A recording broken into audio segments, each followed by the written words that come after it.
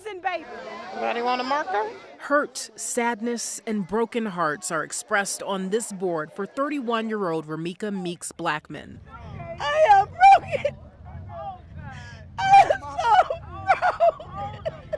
Surrounded by family and overwhelmed by grief, Tina McMiller says she's heartbroken after losing her daughter to gun violence. Friday night, many gathered in Inglewood to remember a woman who was loved by many. The love she showed everybody, y'all showed it all back. On Monday, Meeks-Blackmon had just dropped off her son at school near Cermak Road and State Street when police say the victim was involved in a physical altercation with another person. The offender then took out a gun and fired it, hitting Meeks-Blackmon in the face. She was rushed to Stroger Hospital, where she died. I ask that you give us strength. Give us strength, Father, for every one of us, because we're going to need it in this moment. Hundreds of pink, white, and silver balloons sit outside of Inglewood STEM High School. Her mother said she was a kind, loving, and sweet mother. Now she's left with raising her grandson. I need y'all to pray for my baby. Yeah, we will. We got him. He's sitting. He has shut down. He don't want to be around nobody. Chicago police say the person taken into custody after the fatal shooting has been released without charges. Her family is eagerly seeking justice. Romeca, also known as Big Meeks, was soon released among thousands of other balloons. Reporting in Inglewood, Sade Gray, CBS News, Chicago. I want justice. She didn't deserve it under no circumstances. Gripped with grief, Tina McMiller's loved ones embraced her tightly as they gathered across the street from the intersection of Cermak Road near State Street, where her 31-year-old daughter, Romeca Meeks-Blackmon, was fatally shot Monday morning after dropping her son off at school. We want justice. Described as kind, sweet, loving, very supportive, and an amazing mom, Romeca was working and studying to become a nurse. Right before her death, police say a fight broke out. The suspect, who sources say Romeca knew, allegedly pulled out a gun and shot Romeca in the face, killing her, according to CPD. My baby was dropping her baby out to school. And what hurt the most is I didn't get my morning phone call. Police say since Monday's arrest, the offender has been released without charges.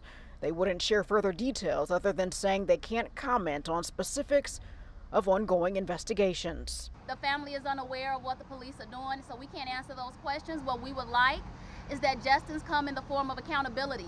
As the family seeks justice, community organizers are putting pressure on lawmakers to ensure laws meant to help curb violence are effective. They're also challenging them to do more. The state of Illinois, we're calling on them to open an office of civility. Civility has steps to be able to deal with the issue of violence. Through her heartache, Tina is seeking strength to raise her 6-year-old grandson. That's a hard man shoes to fill with the connection that was between him and his mom. The date is February 6, 2026. Outside the Layton Criminal Court building in Chicago, the winter wind howls off Lake Michigan, a biting, unforgiving force that seems to strip the color from the very pavement. But inside courtroom 502, the atmosphere is a different kind of cold. It is a clinical, heavy, oxygen-deprived silence, the kind of stillness found only in places where life and death are traded for years and decades. It is a room of two halves. On one side, the family of Romeca Meeks-Blackmon sits in a row of grief. Their face is a map of the 1,000 days they have spent waiting for this moment.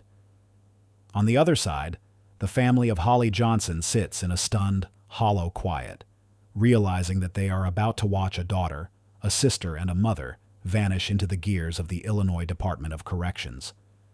At the center of this frozen room stands Holly Johnson, the woman the digital world once knew as Quadajah. In 2024 and 2025, she was a figure of defiance.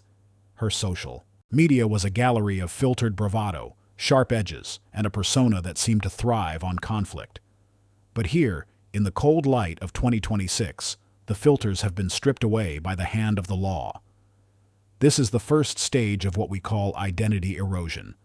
Holly's hair is matted and dull. Her skin has taken on the sallow grayish hue of someone who has spent years under flickering fluorescent lights, and her eyes are fixed on a single scuff mark on the floor. She is no longer a hunter. She is a ward of the state. She is a number in a database, a biological unit whose only remaining purpose is to serve as a vessel for punishment. Judge Peggy Chiampas leans forward. She doesn't just read a sentence. She performs a forensic autopsy on a life. Every word she utters is a rhythmic, heavy strike against the silence, a strike that resonates in the very marrow of those listening. When the gavel finally hits the wood, the sound echoes like a gunshot in a canyon. It isn't just the sound of a trial ending. It is the sound of a soul being archived. Multiple life sentences. No exit. No parole. No second act.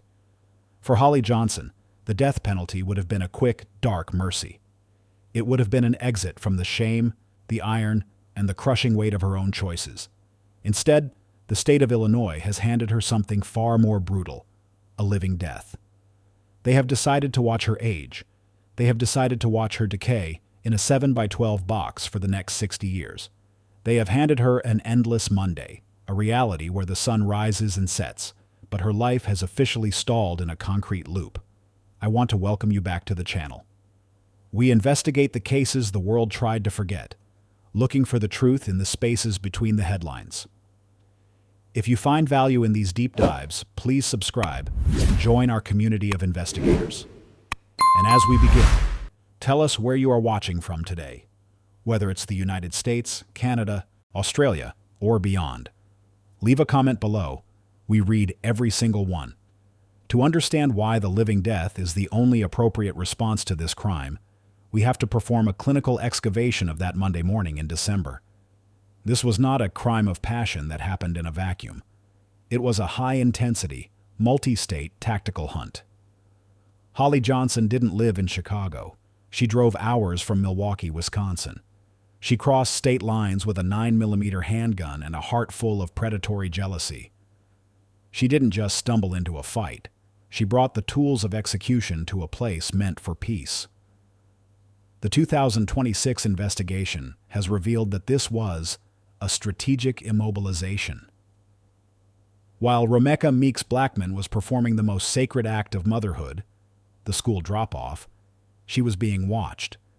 The child's father, Carlos Way, known as Los, was not a bystander. He was the anchor. He held Romeca in a headlock, pinning her down in front of her 7-year-old son. While she struggled to breathe, while she felt the strength of the man she once trusted pinning her to the cold pavement, Holly Johnson walked to her car. She didn't hesitate. She didn't look at the other children. She retrieved the weapon. She returned to the woman being held down, and she fired twice. One shot to the jaw, shattering the bone and severing the spine. A total system shutdown. A second shot to the leg, an insurance policy against escape. But here is the missed red flag that the 2026 court files finally laid bare. For weeks, social media had been the digital blueprint for this murder. Holly had been posting threats, marking her territory, using language that made it clear Romeca was a target. The system watched, the followers watched, but no one stopped the clock. Now, that clock has stopped for everyone. Romeca is a memory in a cemetery, and Holly is a ghost in a cell. If you've stayed with me this far, you aren't just a casual viewer. You're an investigator. We are building a community of people who refuse to let these stories fade into the concrete. Hit that subscribe button and join our ranks. Help us grow this circle of voices so we can bring more light to these forgotten halls. Now, let's look at the evidence they didn't want you to see. The milestone erasure for Holly Johnson in 2026 is absolute. She is in her 30s, the prime of a woman's life. While her former friends are posting about vacations and graduations, Holly is staring at a steel door. She will never see her own child grow up outside of a glass partition. She will never choose her own clothes, her own food, or her own company. She is experiencing a social erasure that is worse than death because it is experienced in real time. She is forced to witness her own irrelevance. Inside the walls, the dehumanizing routine is her only companion. The lights flicker on at 5 a.m. with a buzz that vibrates in the teeth. The smell of industrial-grade bleach is the only air she breathes. In the prison hierarchy, Holly occupies a dark tier. Even among the violent, those who bring murder to a school zone are reviled. She lives in a state of tactical evasion, knowing that her only protection from the inside is the very concrete that keeps her from the outside. We must conclude this first section of our excavation with a no-sympathy disclaimer. Our focus remains on the victim. Romeca Meeks-Blackmon was a woman whose life was archived by a 9mm round. We look at the psychological void left in the heart of her son. As we debate justice versus revenge, we ask, is the slow-motion execution of Holly Johnson's spirit enough? Or is a living death simply a more civilized way to watch a monster disappear? To understand why the living death is the only appropriate response for Holly Johnson, we have to look past the courtroom drama of 2026 and back into the dark mechanical gears of the crime itself. This was not a crime of passion. Passion is heat. This was cold. This was a tactical hunt. To truly grasp the level of premeditation, we have to travel 90 miles north of Chicago to Milwaukee, Wisconsin. This is where the blueprint for Romeca Meeks-Blackmon's execution was drafted. Holly Johnson, known to the world of social media as Quadajah, wasn't a local resident who got caught up in a street fight. She was an interloper. She lived in Milwaukee, a city that served as her base of operations. In the months leading up to December 2025, Holly began a process of social stalking. She wasn't just checking Romeca's Instagram, she was mapping her life. She was learning the rhythms of Romeca's day, the location of her son's school, and the exact moments when Romeca would be most vulnerable. The 2026 investigation revealed that Holly had crossed the state line into Illinois multiple times before the shooting. These were dry runs, reconnaissance missions, designed to ensure that when the time came to pull the trigger, there would be no mistakes. This brings us to the clinical high-intensity role of Carlos Way, also known as Los. In the narrative of this living death, Los is the architect of betrayal.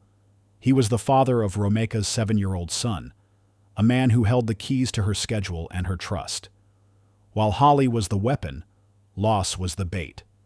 On that Monday morning, a day that should have been defined by the mundane safety of a school drop-off, a trap was sprung. Romeca pulled her car to the curb on State Street. She was a mother in motion, thinking about lunchboxes, homework, and the winter coat her son needed. She had no idea that a 9mm handgun was already crossing the city limits, destined for her jaw. Witnesses from the scene, whose testimonies have become the backbone of the 2026 legal finality, describe a scene of calculated terror. As Romeca stepped out of her vehicle, she was immediately intercepted by Los. This wasn't a conversation, it was a strategic immobilization. Los allegedly placed Romeca in a headlock, a physical restraint that served two purposes. It prevented her from running, and it signaled to the hunter that the target was ready. Think about the psychological horror of that moment. Romeca is 31 years old, petite, and focused on her child. She is suddenly pinned by the father of her son, unable to move, unable to breathe. And then she sees it. She sees a car pull up. She sees Holly Johnson, a woman she had seen only in the flickering shadows of social media threats, step out onto the Chicago pavement. Holly didn't run. She didn't scream. She walked with the clinical, rhythmic pace of a professional. She reached into her vehicle and retrieved the 9mm. She didn't fire from the safety of the driver's seat. She wanted to see the life leave Romeca's eyes. She wanted the satisfaction of the kill. The minute-by-minute timeline reconstructed by the Chicago Police Department shows that from the moment Los grabbed Romeca to the moment the first shot was fired, less than 120 seconds had passed. It was an execution performed in the blink of an eye, yet it was the result of weeks of predatory planning. As the children of the South Loop lined up for class, as teachers opened their doors, Holly Johnson closed the distance. She walked up to the woman being held by Los and she fired. The first shot was a clinical shutdown. It struck Romeca in the jaw, the bullet fragmenting and severing the spinal cord. This is what the 2026 autopsy calls the silent blow. It rendered Romeca unable to scream, unable to plead, and instantly paralyzed. But Holly wasn't finished. She fired a second round into Romeca's thigh, shattering the femur. This was the insurance policy. Even if Romeca survived the headshot, she would never walk again. She would be a prisoner in her own body. After the shots were fired, the reality of the living death began to settle in, not just for the victim, but for the perpetrators. Holly didn't flee the scene in a panic. She stood there claiming she had a concealed carry license, a chilling attempt to use the law as a shield for a lawless act. This was the ultimate professional deception. She believed that if she followed the rules of firearm ownership, the state would overlook the fact that she had just executed a mother in a school zone. But the state of Illinois, in 2026, would prove her wrong. By February 2026, the case against Holly Johnson and Carlos Way had moved past the he said, she said of witness statements. It had moved into the cold, unfeeling world of biological certainty. To understand the living death that now consumes Holly, we have to look at the scientific evidence that the defense tried desperately to bury. This is the section where the professional deception of Holly's self-defense claim meets the wall of forensic science. The defense's primary pillar was a narrative of fear. Holly Johnson's legal team argued that she was a woman caught in a violent, chaotic struggle, that Romeca was charging her, and that she fired her 9mm weapon in a moment of survivalist panic. But in 2026, the Cook County Medical Examiner released a document that acted as a silent witness from the grave. This was the autopsy of the stalker.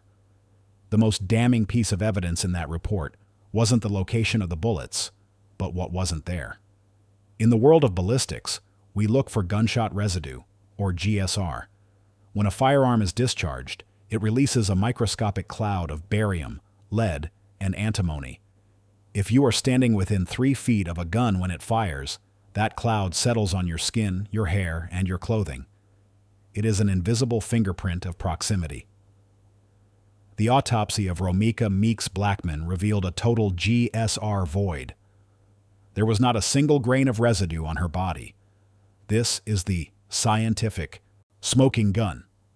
It proves with 100% certainty that Holly Johnson was not in a struggle. She was not being charged. She was standing back, likely at a distance of 6 to 10 feet, safe, calculated, and removed, and picking her shots like a hunter in a blind. This was a distance execution. The self-defense shield shattered the moment the lab results were read. Holly didn't fire to save her life.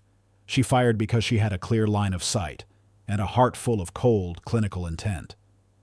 But the forensics were only half of the betrayal. As the 2026 trial progressed, the prosecution opened a vault of evidence that the public had never heard: the secret audio recordings.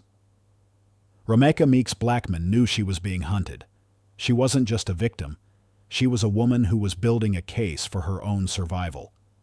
In the weeks leading up to her murder, Romeca had been recording her interactions with Carlos Way, also known as Los. One recording, captured just days before the shooting, is a chilling blueprint for what happened at the school. In it, you can hear Los's voice, heavy, intimidating, and full of a quiet, vibrating rage. He wasn't just arguing about child support. He was issuing a social erasure threat. He told Romeca that she wouldn't be running things much longer. He spoke about Holly as if she were a weapon he already had in his pocket. The 2026 investigation suggests that Los wasn't just a bystander who got caught up in his girlfriend's jealousy. He was the tactical director. He lured Romeca to that specific spot on State Street. He used the child as a bait attachment to ensure she would show up. I'm just tired of the lies and everything, what they said I did. I know for a fact it wasn't true. I didn't headlock her. I didn't beat her with the door. I only try to diffuse the situation. They keep deflecting away from that. And what I did what they saying I did made it sound harsh, and I didn't do that.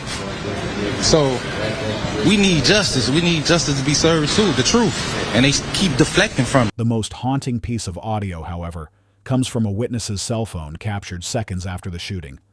While Romeca lay on the pavement, her jaw shattered, her spine severed, her life leaking into the Chicago concrete, The audio captures a satisfaction fist bump. It captures the sound of predatory duo celebrating a job well done. There was no panic. There was no calling for 911. There was only the clinical realization that their problem had been solved. This is the identity erosion of Carlos Way.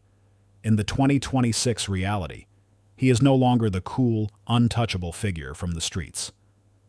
He is a man facing the living death of a felony murder charge. Under Illinois law, if you participate in a crime that leads to a death, even if you aren't the one who pulled the trigger, you are just as guilty as the shooter. By holding Romeca in that headlock, Los signed his own life away. He traded his freedom for a moment of power over a woman who only wanted to take her son to school. We have analyzed the hunt. We have dissected the forensics. We have listened to the echoes of betrayal in the secret recordings. Now we must face the ultimate consequence of that winter morning in Chicago. It's been 3 months of pain and agony. I just want to say thank you, Lord. Yes. Thank you. Justice, please. I just want justice. I don't want to fight with nobody. I don't want to argue with nobody. I just want justice for my daughter. And I want peace in my family. This has been such a hard 3 months. It's been painful. It's been we've been torn apart. One of the leaders of our family, she was the baby, but she was the leader. The holidays are not holidays. I'm just grateful to God. And I am happy on today's verdict. I thank you. And all I want is to be done, is justice to be done. I want justice so I can have a peace and mind. It won't bring her back, but it will be a little peace now. It feel like a big bundle just been lifted off my head and my heart. Carlos is doing great. He has always been doing great. He has a strong mother. He has a strong grandmother. He has strong aunties. He has strong uncles. He has a village. Carlos may be hurt for the rest of his life, but we make sure he see rainbows in his clouds. Yeah, man. Okay? Nothing will ever change about that. There is nothing he needs that we cannot provide. He is perfectly well. He is happy. He is thriving. Yes. And even when he feels his lowest, we pull him out of it together like we... The living death of Holly Johnson and Carlos Way. In February 2026, the sirens have long since faded. The yellow tape has been cleared from the South Loop sidewalk. But for the perpetrators, the concrete loop is just beginning its first agonizing rotation. To understand the 2026 reality of Holly Johnson, you have to understand the concept of Milestone Erasure. Holly is a woman in her mid-30s. In the outside world, this is the decade of building, the years of career peaks, of watching your children enter their double digits, of family vacations, and the simple, profound agency of deciding what to wear, where to walk, and who to love. But for Holly, those milestones have been clinically extracted from her timeline. Every morning at 5 a.m., the lights in the high-security block flicker on with an electronic hum that vibrates in the teeth. This is the dehumanizing routine. There is no snooze button. There is no choosing your breakfast. There is only the sound of clanging steel and the rhythmic, hollow shuffle of women who have been archived by the state. Holly is currently navigating the prison hierarchy in an Illinois facility, and in the world of the inside, her crime carries a specific heavy stigma. Those who bring murder to a school zone, those who execute a mother in front of a child, occupy a dark tier of the social order. She lives in a state of tactical evasion. She cannot afford to be the Quadajah the world saw on social media, bold, loud, and aggressive. Behind these walls, that energy is a liability. She has transitioned into a digital ghost. Her social media accounts are graveyards of old photos, while she exists as a biological unit in a 7x12 box. Her skin is losing the vitality of the sun, replaced by the sallow gray pallor of recycled air. This is identity erosion in its purest form. If you've stayed with me this far, you aren't just a casual viewer. You're an investigator. We are building a community of people who refuse to let these stories fade into the concrete. Hit that subscribe button and join our ranks. Help us grow this circle of voices so we can bring more light to these forgotten halls. Now let's look at the evidence they didn't want you to see. And then there is Carlos Way. In 2026, Los is learning the true meaning of the fist bump betrayal. He thought he was the director of this tragedy, the man who could pull the strings of two women and walk away clean. But the state of Illinois, using the felony murder rule, has ensured that his life is just as erased as the woman who pulled the trigger. By holding Romeca in that headlock, he didn't just help Holly kill her, he helped Holly kill him. He is facing the remainder of his life in a maximum security warehouse. He will never be a father to the son who watched him pin his mother to the ground. He will never be the king of the streets again. He is a ward of the state, a man whose moment of power cost him 50 years of sunlight. We must conclude this word. Excavation with a no sympathy disclaimer. Our focus, our grief, and our investigation belong to Romeca Meeks-Blackmon. She was a woman who did everything right. She worked, she parented, and she sought the protection of the law. The social erasure she suffered is the true tragedy of this case. Her 7-year-old son is now a survivor of a schoolyard siege that he will have to process for the rest of his life. Every time he sees a school bus, every time he hears a loud pop, the trauma of that December morning will resurface. As we stand in the cold light of 2026, we have to ask the final philosophical question. Is this justice, or is it merely a more organized form of revenge? We have placed two predators in a concrete box where we will feed them, clothe them, and watch them rot for the next half-century. Is the living death enough to pay for the silence of a mother? Or is the system just a way for us to archive our monsters so we don't have to look them in the eye? The case of Romeca Meeks is a file in a very dark cabinet, but it is not the only one. In part 2 of this documentary, we are going to look at the Milwaukee secrets, the evidence that suggests Holly Johnson had a history of professional deception long before she met Los. We are going to look at the internal police reports that show why the concealed carry defense was a fraud from day one. And we are going to hear from the families who are still fighting to ensure that the concrete loop never stops for the people who broke their world. If you aren't subscribed, you're going to miss the update that changes the way you look at the justice system forever. Don't get left outside the walls. Join us, hit subscribe, and I'll see you in the next video. We are here to support an amazing baby. Anybody want a marker? Hurt, sadness, and broken hearts are expressed on this board for 31-year-old Romeca Meeks-Blackmon. I am broken. I am so broken. Surrounded by family and overwhelmed by grief, Tina McMiller says she's heartbroken after losing her daughter to gun violence. Friday night, many gathered in Inglewood to remember a woman who was loved by many. The love she showed everybody. Y'all showed it all. On Monday, Meeks-Blackmon had just dropped off her son at school near Cermak Road and State Street when police say the victim was involved in a physical altercation with another person. The offender then took out a gun and fired it, hitting Meeks-Blackmon in the face. She was rushed to Stroger Hospital, where she died. I ask that you give us strength. Give us strength, Father, for every one of us, because we're going to need it in this moment. Hundreds of pink, white, and silver balloons sit outside of Inglewood STEM High School. Her mother said she was a kind, loving, and sweet mother. Now she's left with raising her grandson. I need y'all to pray for my baby. Yeah, we will. We got him. He's sitting.